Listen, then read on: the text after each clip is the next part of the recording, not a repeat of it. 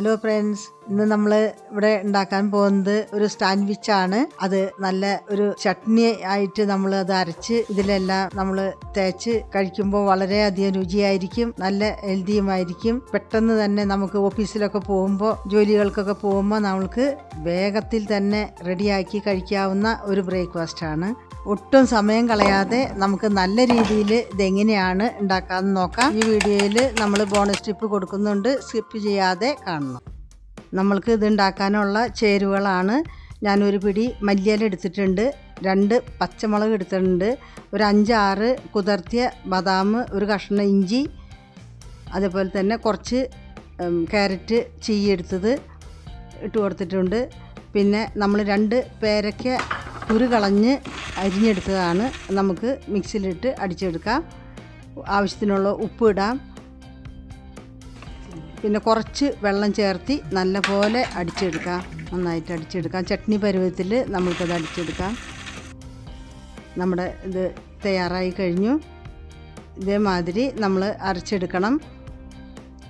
നമ്മുടെ ചട്നി തയ്യാറാക്കി വെച്ചു. ഇനി ഞാൻ ബ്രെഡ് ഇതിൻ്റെ അരു എല്ലാം മുറിച്ച് വെച്ചേക്കാണ്. അത് കഴിഞ്ഞിട്ട് നമ്മൾക്ക് ഇങ്ങനെ ഈ ചട്നി ഓരോ ബ്രെഡിൽ തേച്ച് കൊടുക്കാം. ഇതിൽ നമ്മൾ അങ്ങനെ എണ്ണ ഒന്നും ഉപയോഗിക്കുന്നില്ല. ഇത് നല്ല പ്രോട്ടീനായിട്ടുള്ള ചട്നിയാണ്. നമ്മൾ ഒരു ബ്രെഡുമ്മ തേച്ച് അടുത്ത ബ്രെഡ് മുകളിൽ വെച്ച് പിന്നെ ഒരു ബ്രെഡ് കൊണ്ടും വെച്ച് നമ്മളത് നന്നായിട്ട് തേച്ചെടുക്കണം. എനിക്ക് പറഞ്ഞു തരാനുള്ള ബോണസ് ടിപ്പ് ഇതാണ്.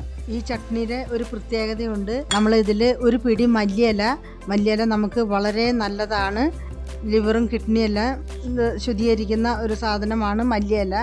പിന്നെ നമ്മൾ പേരയ്ക്കും പിന്നെ അതേപോലെ തന്നെ ബദാം, ഇഞ്ചി, ഇതൊക്കെ നമുക്ക് നല്ലൊരു സാധനമാണ്.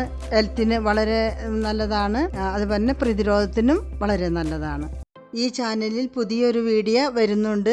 അത് വന്നിട്ട് പ്രതിരോധത്തിനും അതേപോലെ തന്നെ എനർജി ബൂസ്റ്ററും കൂടിയാണ്.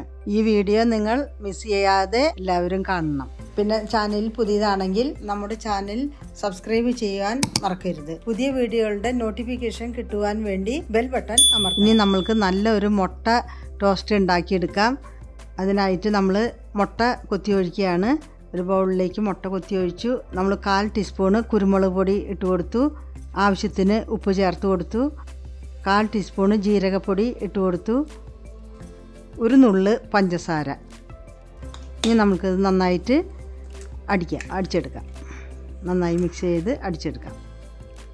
ഇത് നമ്മൾക്ക് വളരെ എളുപ്പത്തിൽ കാലത്ത് തന്നെ നമ്മൾ ജോലിക്കൊക്കെ പോകുമ്പോൾ നമുക്ക് പെട്ടെന്ന് തയ്യാറാക്കി എടുക്കാവുന്ന ഒരു ബ്രേക്ക്ഫാസ്റ്റാണ്.